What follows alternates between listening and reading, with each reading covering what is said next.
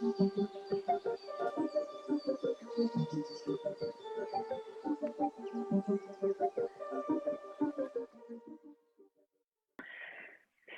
welcome to our next episode in the Coaching Outdoors series. And I am delighted today to have Diana Tedoldi join me all the way from Italy. So she is breaking up the British theme going on, and we are really keen to get coaches on from overseas. So Diana, you're our first overseas guest. So welcome. And I would love you just to introduce yourself. Sure. Thank you for this very warm welcome, and thank you for inviting me to this experience. I'm very excited and glad about it. I'm a professional certified coach and a member of the International Coach Federation, and I work in the corporate field since the year 2000. I started out as an HR trainer and consultant, and then moved to the field of coaching, experiential learning, and facilitation, which are now the focus, the core of what I'm doing with my clients. I also founded the Nature Coaching Academy, where I teach other coaches how to take nature connection into their sessions. This is the second edition of the program, and next year we will be bringing it also outside of Italy in Europe. So this is a brief presentation of me. Thank you. And I just love to mention where we met. So we were both at the International Coach Federation conference, Converge, in 2019 in Prague. And we were both the two coaches talking about the delights of the outdoors. So clearly we had to meet and have a conversation, and it was an absolute pleasure to meet you there and then follow your work since then. Though clearly it's been a little bit of a strange year with COVID, and neither of our plans have quite gone according to plan. So we're still clearly loving working in the outdoor space. So before we kind of get into the meat of it all, we're always curious to know about our guests' kind of earliest memories of being outdoors, and why do you enjoy being outside? Yes, I was born in the countryside below the Alps in Italy, and I grew up as quite a wild child, since I was always playing in nature and having nature most of the time as my sole companion, because I was not living close to my friends or school or the center of the town. So I spent a lot of time alone playing in nature. And sometimes I say, as a joke, that nature is the reason why I'm not in a psychiatric hospital today, because I have a deep feeling that it is this connection that I've always had with nature is what, kept me growing in a strong way, in an adaptive way, because since I was a child, my parents were always traveling around the world for the job of my father. And so for me, nature was the safe place to go, to feel connected to myself, to feel safe, to feel inspired, nurtured, taken care of.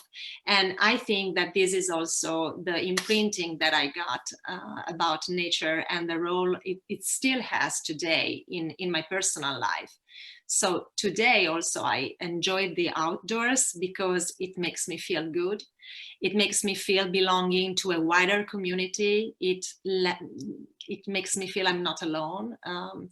And it makes me feel excited by nature's genius and constantly inspired in finding solutions in this interplay between my inner nature and the nature around me.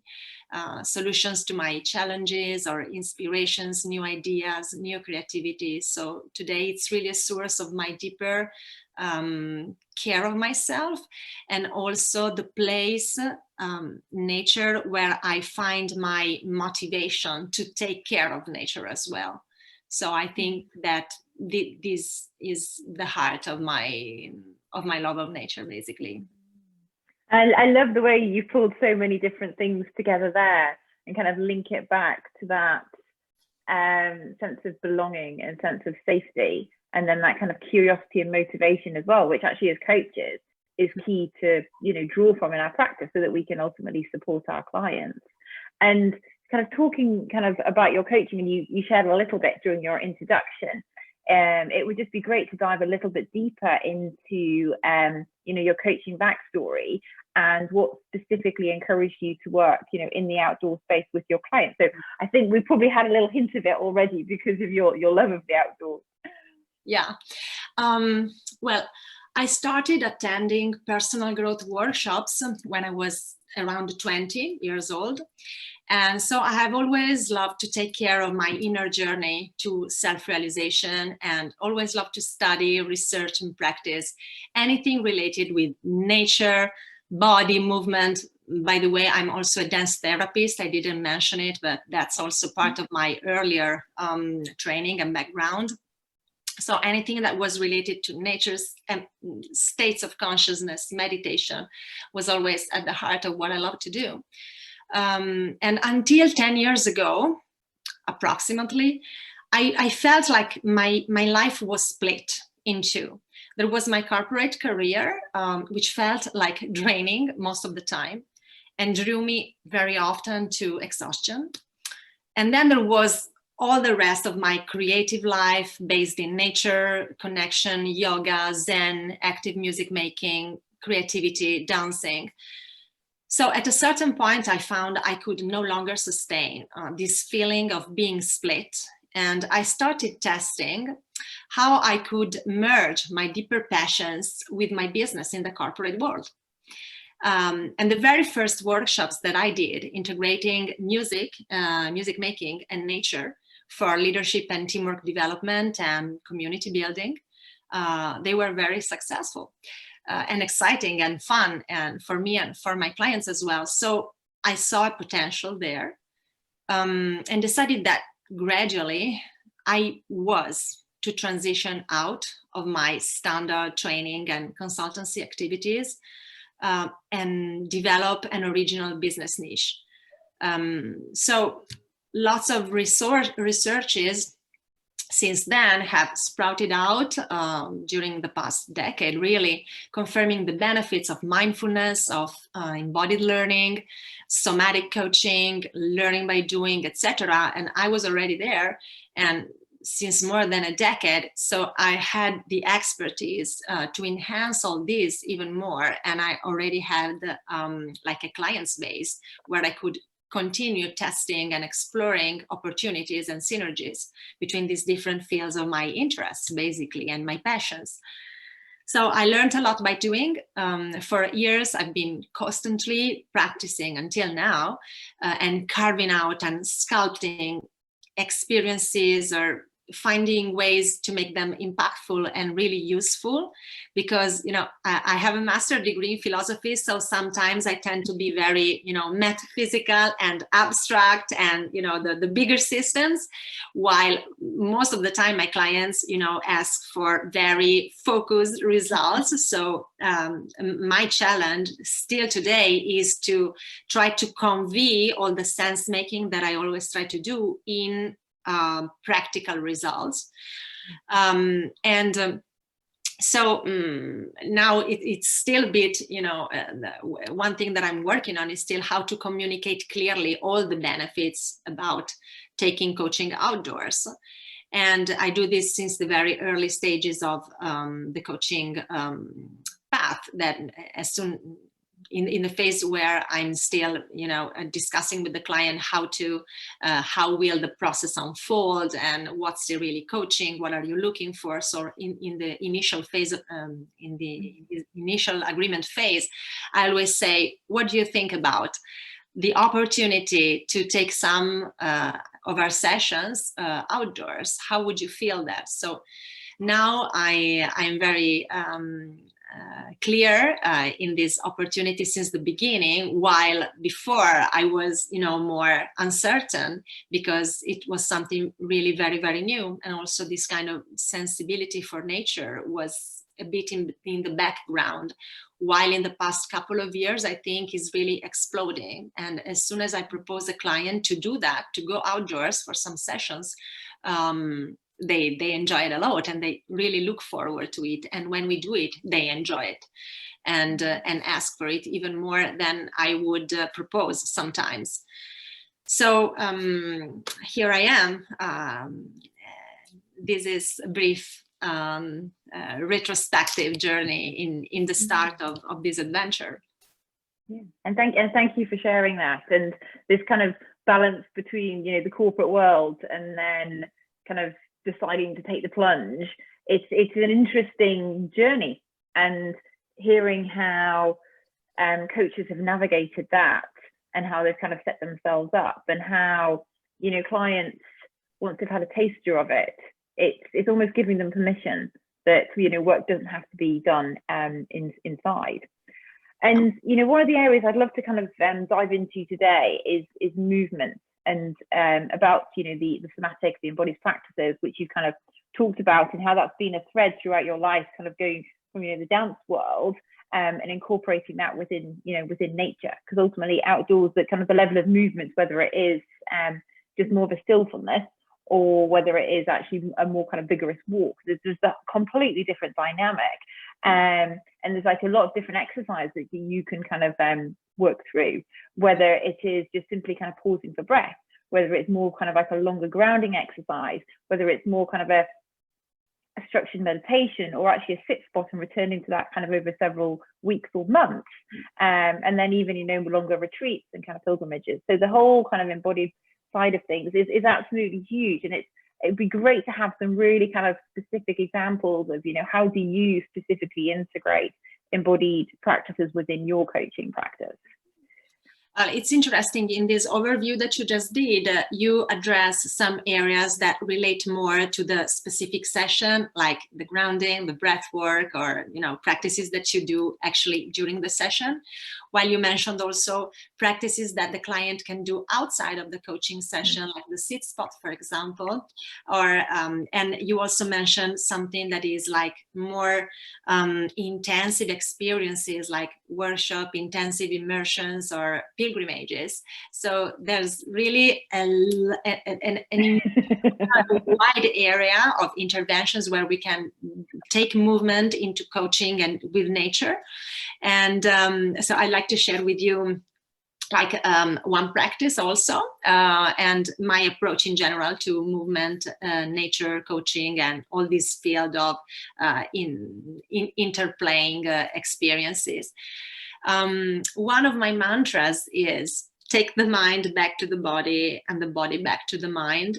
And when you're in nature, your whole mind-body system is exposed to such a rich variety of sensory inputs that accessing the power of somatic knowledge is easier, in my experience, because you feel pleasure, you feel something is expanding and opening from inside of you, because of course, we breathe better in nature than in an indoor setting. We feel our whole system feels more activated outdoors because the sensory inputs are much more pleasant than in an indoor setting.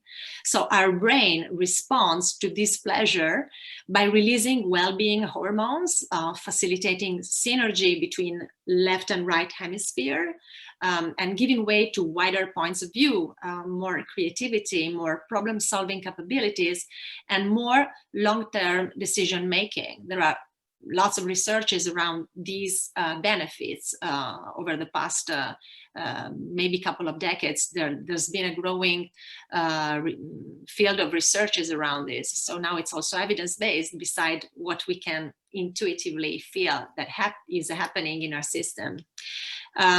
So these, emergent capabilities are what we really need today, not only to face our own personal challenges, but also to face the global challenges that we see everywhere around us. So in my experience, embodied people making good long-term decisions are exactly what we need today, for the people and for the planet.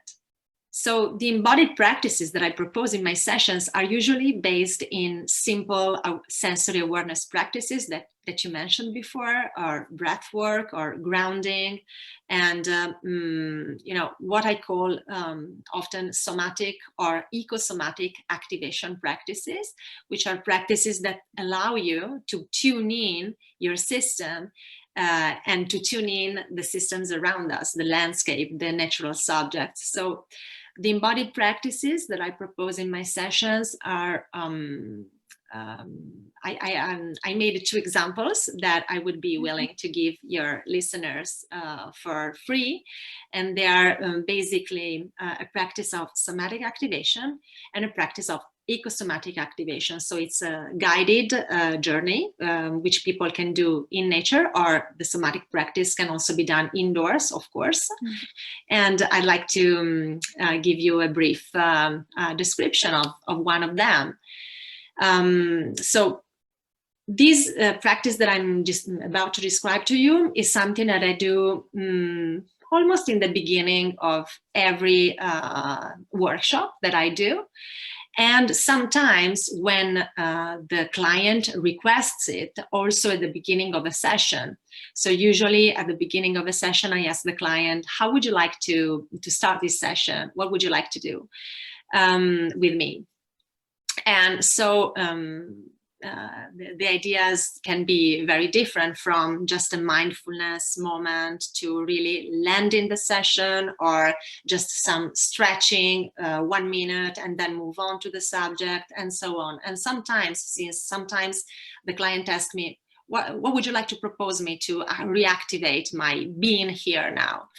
And I say, okay, what do you think about just starting from stretching, and then I guide you through a brief guided experience, somatic focus? So if the answer is yes, sometimes it is, this is what I facilitate. So I invite the person to stand in a position of grounding, so with the feet open as wide as the hips and softness in the knees. And then I just invite the person to start stretching the body, following a simple principle of pleasure. So the idea is to self-massage through movement your whole system, awakening the parts of your body that feels more dormant, or tuning into energy where you feel you need it, creating care, self-gentleness, expansion. So the movement will be guided by these simple principles of gentleness and self-listening. And then I invite the person, as you do this, you also tune into your breath and find ways to align movement and breath.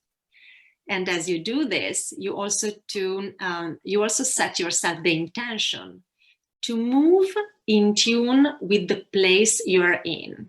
So this allows for a shift from my bubble of perception to me in my context, in my environment. So when I give people this intention, move in tune with your environment, usually what happens is that I see a change in the rhythm of what the person is doing, or in the amplitude of the movement, or in the energy of the movement. Usually it all gets less, basically. So less energy, more softness, more a feeling of presence that gradually, solidifies in the person. And it reminds me of the sand in the sea, when, the waters are very moved, and then they become calm, and the sand gradually goes to the floor of the sea. So then I ask the client to identify a specific movement or a series of 2 or 3 movements or gestures that feel particularly good. And I ask the person to perfect it as a short sequence. Usually all this is done preferably with the eyes shut. But if the person doesn't feel so, it can be done with the eyes open, no problem.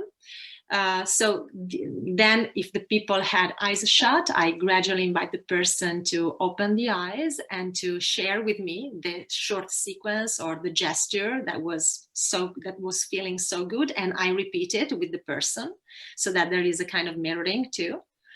And then that can be usually a good starter for a conversation. Like, the question is, okay, why did you feel so good?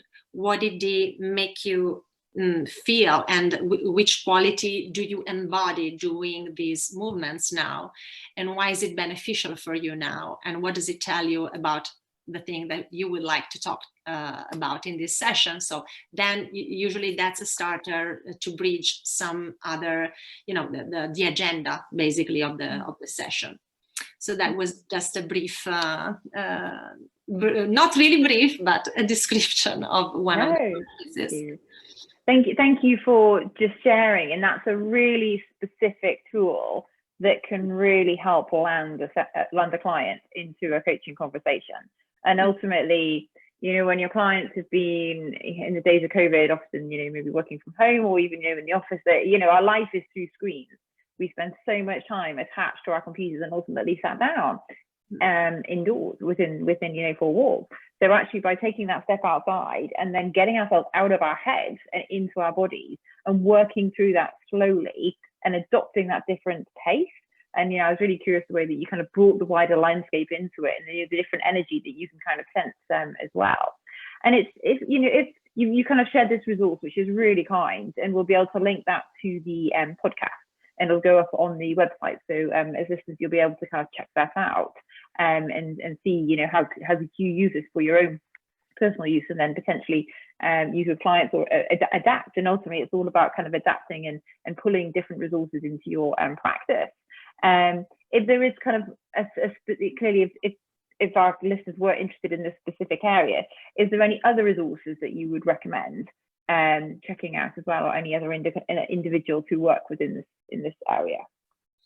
Well, okay, I think that some of the most interesting, at least for me, researches that I found during the past year or so are related to the link between nature connectedness and pro-environment behavior. So I have a list of these kind of researches that have been published. They're all evidence-based, and there's a growing field of study around this. And for me, it's particularly interesting because I work often with people and managers involved in sustainability leadership, sustainability development. So this field, I think, is really relevant to what we do also as coaches. And I know that there is also an emerging network, which is called the Climate Coaching Alliance, which is really interesting and really bridges for me what is the most, even self-related aspect of nature coaching, like how do I get benefits for my own life through coaching, through nature coaching, and also how can I benefit my wider community, my wider environment. So this is kind of a field that I'm really a lot interested in now. So I have a list of resources that I, of course, can share with you around this. And also I have a list of resources that I gather surfing around, scientific papers and websites and things like that, linking mindfulness, embodied awareness practices, coaching, not really coaching, but the benefits of mindfulness, nature connectedness, and embodied practices with outcomes like enhanced creativity, enhanced problem solving, enhanced immunitary system, enhanced synergy between left and right hemisphere. So these kind of researches, I think, are really interesting for us as coaches, also to be able to communicate, as I was saying before, with more effectiveness to our clients, the benefits of taking sessions outdoors. And then I have a free book about nature coaching in my approach that people can get in my website for free. Perfect. And thank you for signposting all of these, and very much these will all be on our website, and that will be connecting to yours. And this is what it's all about. It's all about having this big kind of system of sharing resources so that we can all kind of learn and grow together. So thank you for that. And just kind of bringing it back to the client, we talk about the evidence, which, we want our practice to be evidence-based. And it would just be great to have a couple of examples of what your clients kind of feedback, having been through this? How do they find the experience? What do they kind of share with you? Okay, usually nature comes into our sessions not really since the beginning, unless this is in my work as a coach in the corporate environment. So usually my corporate clients don't hire me for the nature coaching thing, but for, you know, leadership coaching usually. And then in that frame, I propose, what about taking our sessions outdoors? So that's a scenario. The other one is that people contact me because I'm a nature coach and people want to do coaching outdoors. And usually this is more what I do with, very often with the freelancers. Who want support for personal attunement with their, you know, personal genius area of self-realization, or the development of their passion into their work, or private persons, which I'm not really taking a lot because unfortunately the schedule is not allowing me to take more like life coaching clients, but I often get requests like that I of course give to the people who were trained with me or with coaches that I trust a lot and that work with nature. So usually when I take people outdoors, even with small teams, when I do team coaching, the response, I mean, I've never had a client who said he didn't or she didn't appreciate it. The response is always like a widening in their feeling of opportunities, of, you know, ways to face their challenges. And one of the earliest experiences I did around this, and it was like maybe 6 or 7 years ago, I was doing a session with a small team that was directed by the head of sustainability of a brand. And I took this team in a beautiful wood near Milan, where I very often work. And the practice that I proposed after some, you know, ice breaking and get to know the place activity, it was just an individual walk in the wood, in the forest. And I asked each person to set themselves the intention to find a spot where they could immerse themselves for at least 10 minutes in the light of the sun. And it was more or less this time of the year. And I gave them, before departing, a little piece of paper where I had written a question, and I told them not to open the piece of paper until at least 10 minutes savoring the light of the sun had passed. And the message asked, what is sun for me in my life today? Simple as that. So nothing really, you know, transcendental. But the message, I think, arrived. When they came back, it was a small group. It felt like they were coming back from another planet. The practice was a bit longer. In fact, it was a bit like 20 minutes, more or less.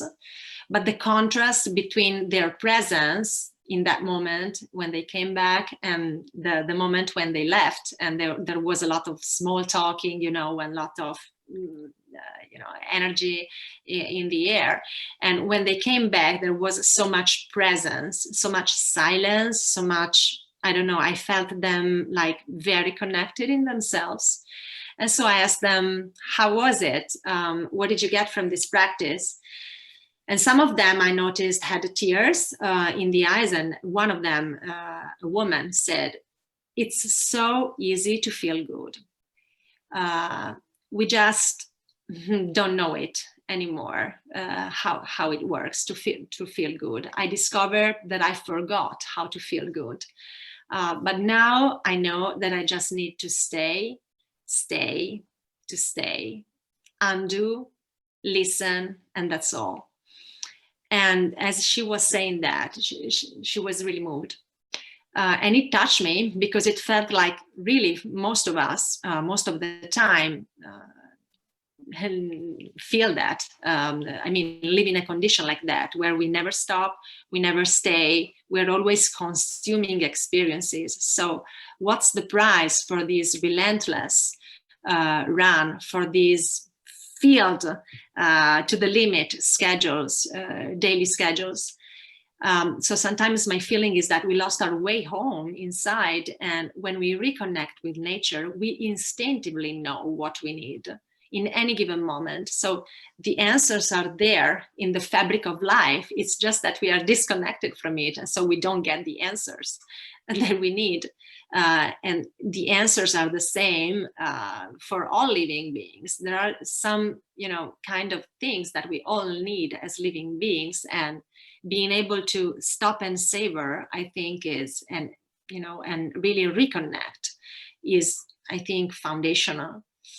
So this was a very touching moment, and I still have it really deep in my memory. Yeah.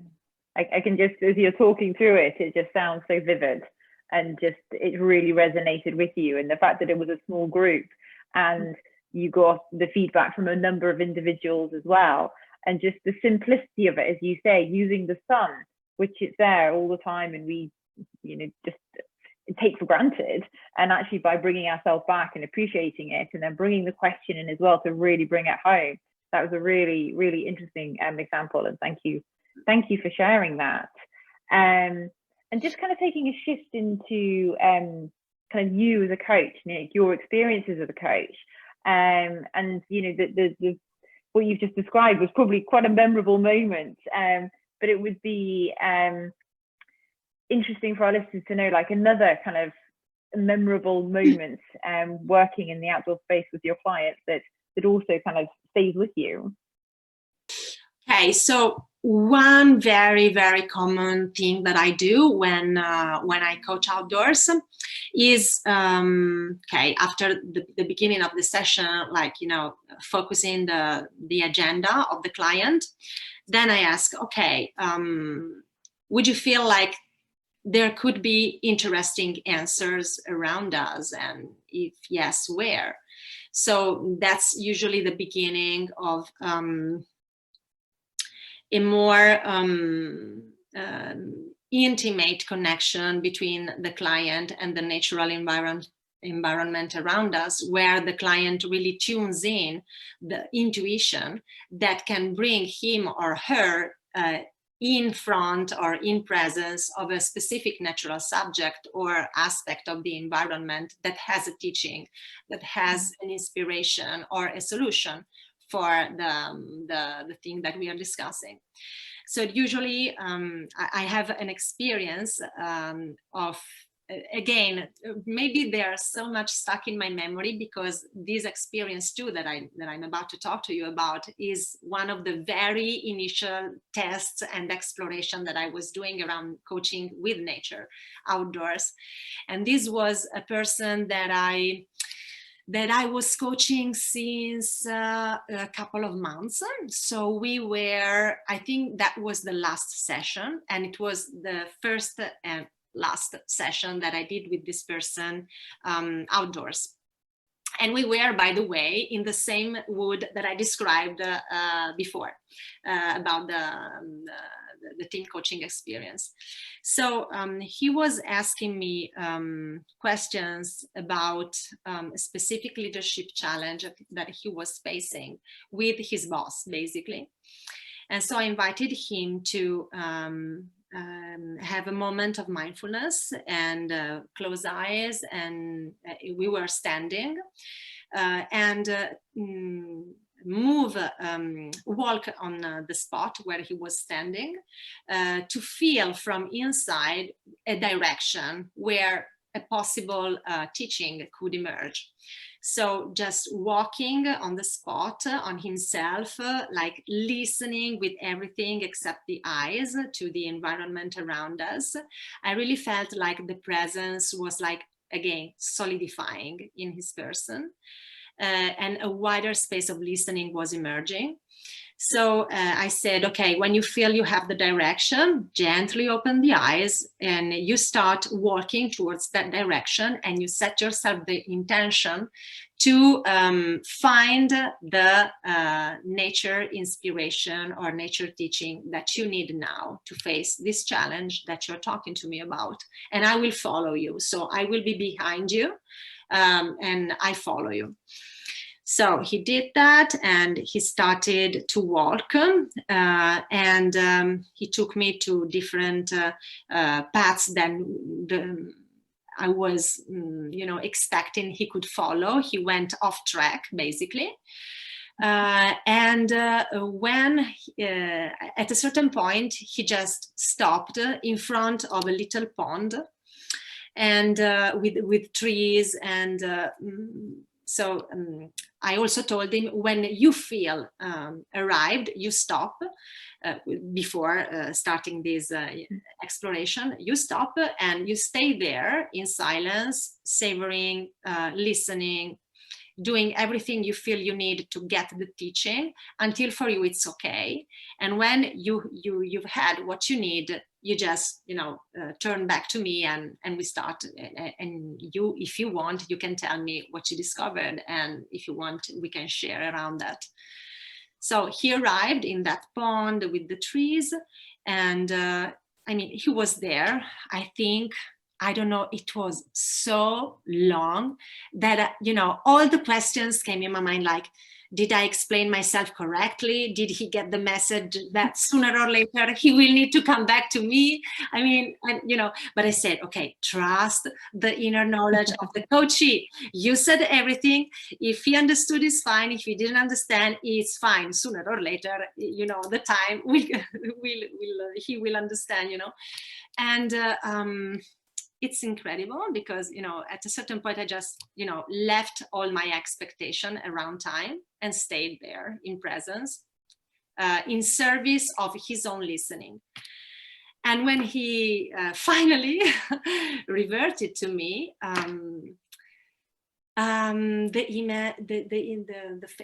his face was so radiant. He was like a sun.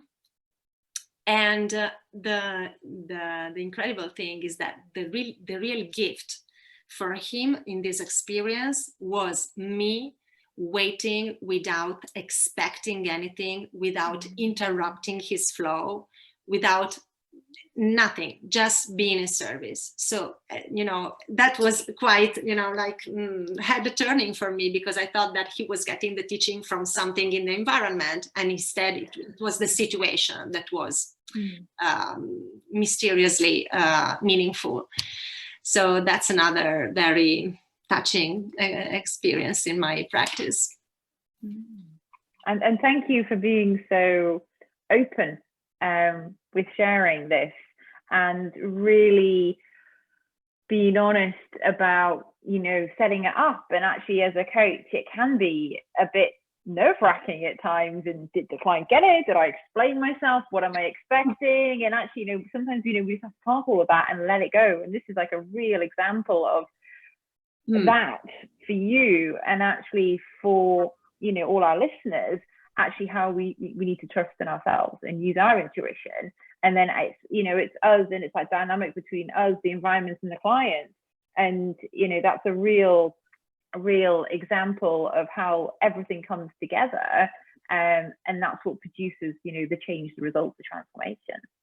Yeah, because we often say, trust the coachee, he knows, you don't know, don't consult the client. But then that was a moment where I really had to let go of any worry that he may get or not get anything, because it was his moment. So yeah, it's about trust for me, and setting the table for the coachee, because certain insights can emerge. So for me, there's a technology, quote unquote, around that. Like, there are certain conditions that favor or that prevent that inner knowledge to emerge. Silence is one of those foundations for me, and the space, and yeah. So just pulling everything together, and we've talked about, you know, a lot around kind of the movement and the embodied side of things, and then kind of inviting nature in and how you create the space for that. It would be great to know any specific resources, and clearly we've touched upon the practices and some of the research, and we've got the links to them. If there's anything else, and it would be great to have a signpost to where our listeners can find out about your work, and if they'd want to be in touch, where they could reach out. Thanks for asking. Yes, the website about nature coaching is naturecoaching.net. Then in Italian, the website is naturecoaching.com. So .net is for English. And there are some resources there that people can get for free as well, like the free ebook that I mentioned earlier, for example. But then I will send you the links about the list of researches that I mentioned before, and the guided meditations with the eco-somatic activation practice that I didn't describe before, which is similar to the practice that I described, but in connection with the natural environment. So it's a bit of an expansion. Excellent. Thank you so much for your generosity there. And that's what we're really hoping with these series, is that this is a starting point. You know, our listeners kind of dip into this, they get their interest kind of piqued, and then they go off and do kind of research elsewhere as well. So it's all very much kind of signposting our resources. So, I mean, this has been touching on the whole embodiment side of kind of coaching outdoors, and kind of the natural backdrop as well. And, you know, we've kind of like touched on a small fragment of it. So, you know, I'm sure there is definitely scope to, you know, we'd love to have you back again in the future, so where we could kind of dip into something else. And this is all about kind of like setting, you know, a baseline, and then kind of taking it into more of an advanced practice in the future. So I think there's definitely scope for that. So I just would really like to extend our thanks for you for giving up your time and sharing your experience today on coaching outdoors. And just to remind our listeners where you can find all of our podcasts, including today, that is www.coaching-outdoors.com. So that's coaching-outdoors.com. And thank you for listening in today. Thank you. Thanks a lot for this space of sharing. I am always so happy when I can share anything about nature, connection, and what we can do to feel good in ourselves, so that we can make our life around us feel good as well. Perfect, Marie. Thank you so much for that. Ciao.